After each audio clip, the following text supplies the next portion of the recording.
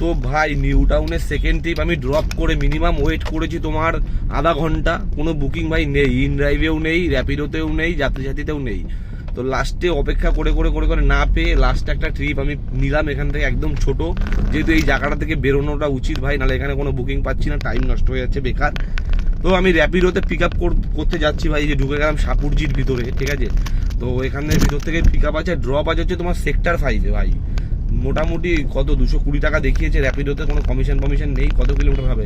7-8 kilometre হবে। তো এখান থেকে আমি বেরিয়ে যাই পিক আপটা নিয়ে, ঠিক আছে, এই কাস্টমারকে নিয়ে। তো তারপরে আবার দেখছি সেক্টর 5-এ গেলে ভাই বুকিং আশা করি পেয়ে যাবো, অতটা মানে খারাপ হবে না সেক্টর 5-এর বাজারটা, কারণ সেক্টর 5-এ মোটামুটি অল টাইমই থাকে ভাই, কম বেশি বাজার ভালো থাকে।